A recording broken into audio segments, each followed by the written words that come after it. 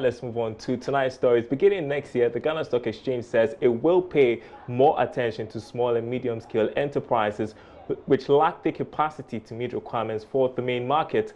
According to Chief Executive Officer of the Ghana Stock Exchange, Kofi Amwa, there is a great potential on the alternative market for investors. The first half of 2018 was generally good for investors on the Ghana Stock Exchange, recording a year high of 35.62% in April before slowing to 11.62% by end of June. One of the biggest news to hit the market was the launch of telecom giant MTN's IPO. However, the banking sector crisis brought some pressure on the market's slowing activities. Moving into 2019, the Ghana Stock Exchange says it will be focusing on an alternative market for the SME sector. Chief Executive of the Stock Exchange is Kofi Amwa. Going forward, we believe that all of us must also focus on the GACS because it brings a number of advantages, particularly for SMEs. Indeed, the GACS is targeted at SMEs, including startups. The idea is for many of these companies out there called SMEs to utilize the market, raise capital, retool, expand, so that these companies who outlive the founders of the companies, these companies will be able to share their future with the general investing public, be able to become much bigger than they were founded. And so the economy will also be better off in terms of employment creation, wealth creation, and so forth. He disputed claims the alternative market is inferior to the main market. It's a separate market from the main market. It is not inferior to the main market. Like I took pains to explain to somebody, I wouldn't regard this as somebody being premier and somebody being first division, if you liken it to sports, because in terms of performance, there could be a company on an alternative market that is doing better in terms of price discovery, in terms of dividend payments, than a company on the main market. So we will not put it that way in terms of A and B or A1 and A2. It's on its own. Since its establishment, the alternative market has had 5 listings. A member of the group, Indum Digicat, was listed on the market in the second quarter of this year.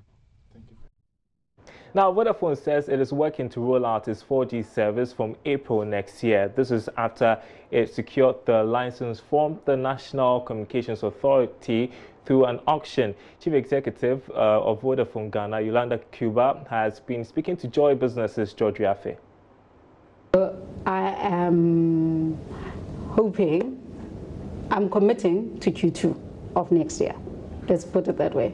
And I am hoping to surprise you. January, February, March, April, May, June. Between yes, April, January, February, March. Yeah, April, May, June.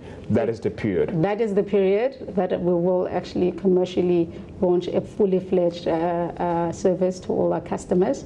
As I'm saying, I'm still hoping to surprise you. You talked about the Vodafone Group having the most sophisticated network when it comes to 4G. Yeah, in the world. Would it come as an additional investment again to upgrade the systems for this to happen, or listen, George, it's just about switching the networks here and there, and then voila, we are on? No. I mean, every time you're introducing new technology, you actually have to have new investments coming into the country. So in the next 18 months, I'm expecting that we will actually invest 3 times the amount that we actually have paid for spectrum in order to roll out the spectrum. So if we paid $30 million, I'm expecting for us to actually invest in the region of $120 million just to actually build out the network in the next 18 months. And then obviously we'll expand from there and going forward, yeah. I believe that you're not just looking at the capital where the niche areas, but also looking at the national level as well. Yes, absolutely. I mean, as I said, I mean, if I look at how long it's taken 3G to evolve in the country, 4G will evolve even faster than that. Yeah. What was, I mean, $120 million, that's lots of money. Yes. Are you looking at more of a short to medium term returns on investment, or listen, this is an investment that, George, it will surely pay off, and therefore our extrapolations give us that at this period we'll start making the returns. So, I mean, every investment, right, you have to do your investment calculations and everything and make sure that we're at least positive on the return. I'm convinced that we will make a return on our investment. What is special about the process that we've gone through, especially this one where we actually ended up concluding on this, is that both my shareholders actually came to the party. You know, both government and Vodafone Group actually came to the party and actually making sure that this actually happens. So I've got the full support of my shareholders in terms of the plan that we want to have, and both of them have put something on the table, and that's been encouraging. Now, the National Food and Buffer Stock Company will be providing warehouses and storage facilities for the operationalization of the Ghana Commodity Exchange.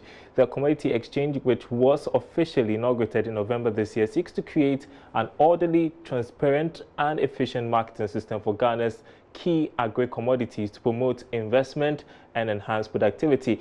Here's Chief Executive of the National Food and Buffer Stock Company, Hanan Abdul Wahab. You see, the Commodity Exchange, what they are doing is that it is also a form of guaranteeing farmers of market. Like I made mention of the minimum guarantee price.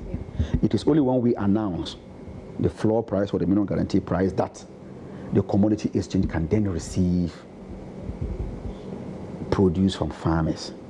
What it is that when they bring their produce, it will be graded and accepted. It has to be passed. They will be given some coupon that would enable them to go to the banks, and if they want to place it and then sell it later, or if they need their cash immediately, all those options are there. So Commodity Exchange will also, the ones that Commodity Exchange are paying outright to the farmers now belongs to the government. Buffer Stock also make good use of it. We have the government subvented institutions, so through that we can also take the food items there and then supply to the government subvented institutions, or we can also use them also as a long-term storage, depending on the period. You understand? Okay. So we are actually working hand in hand together. Okay. So we see there more of a marketing arm, to the Buffer Stock, because they are just responsible for providing them with the market, and those who want it's a trading platform. All right, you're watching Business Live. We are taking a short break. We'll be back with more.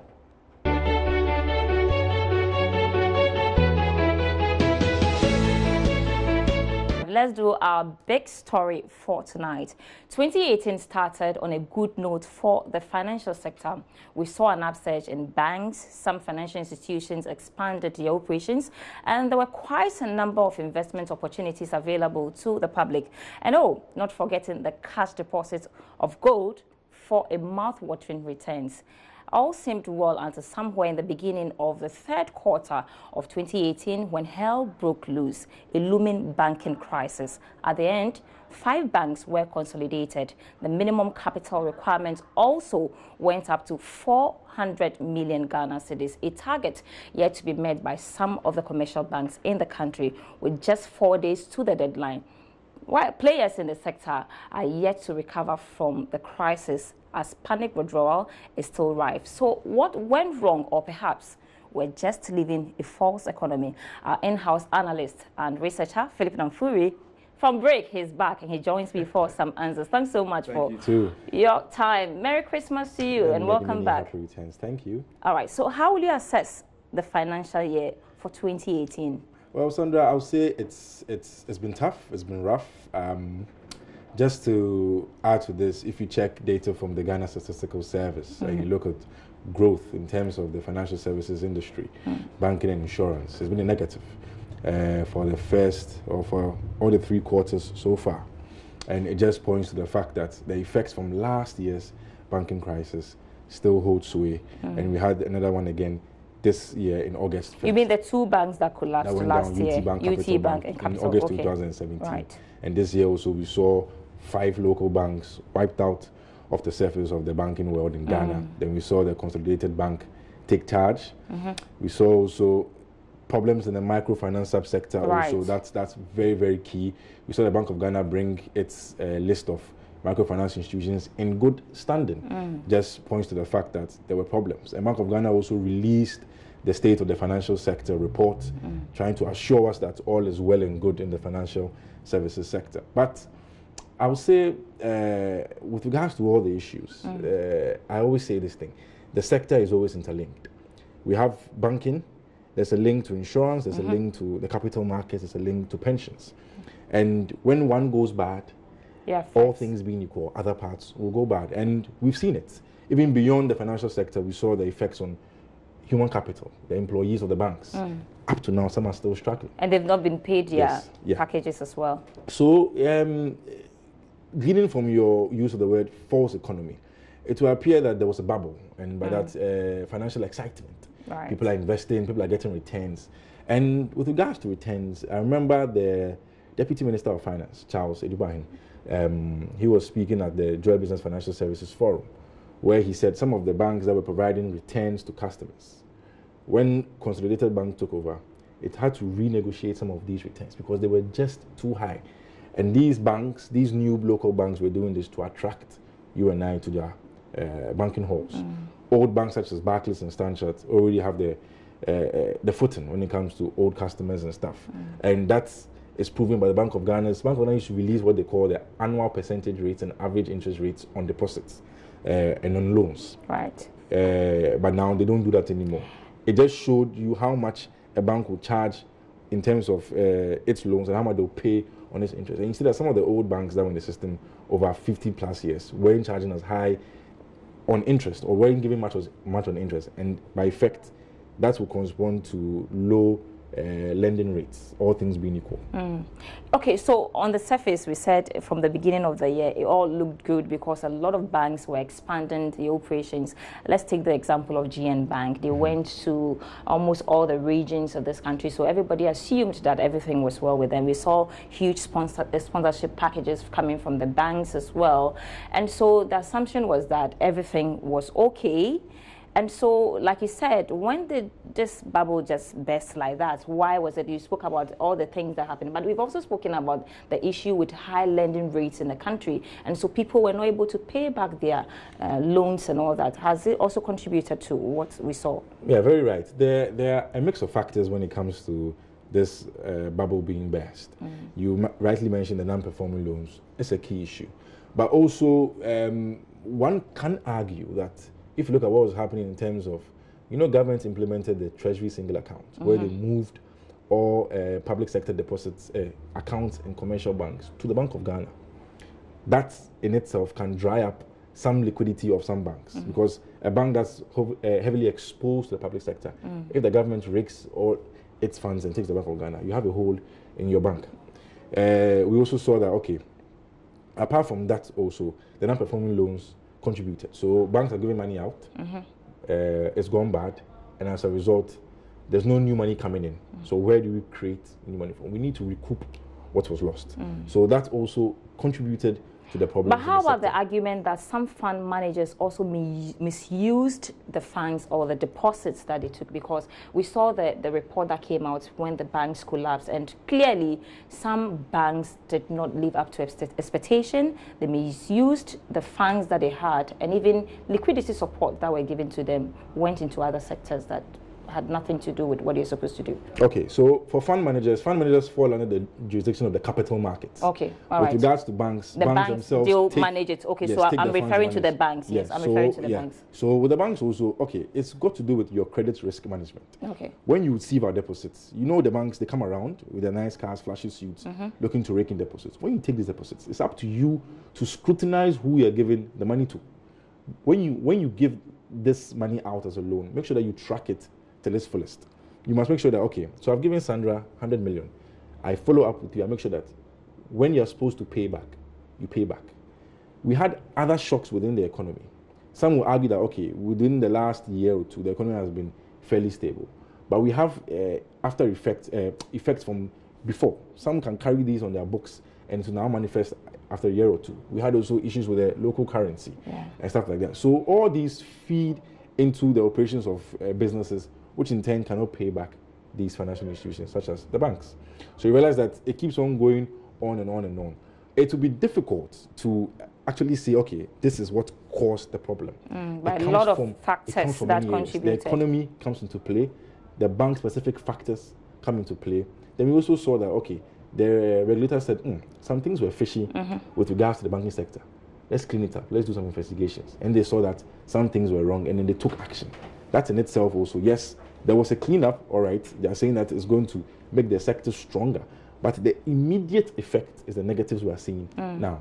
And that's what the problem is. How do we deal with this effect moving on into 2019? And mind you, they say the ordinary Ghanaian is the one who is always suffering because they love to invest much while the rich man goes to borrow the money, go into businesses.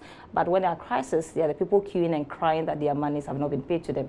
Okay, let me start off from here. One angle will be the regulator, the Bank of Ghana and others, Securities and Exchange Commission. They've come out with a raft of regulations. Right. Institutions that fall under their purview are to make sure that they follow suit. You and I, when something doesn't smell right, it probably isn't right.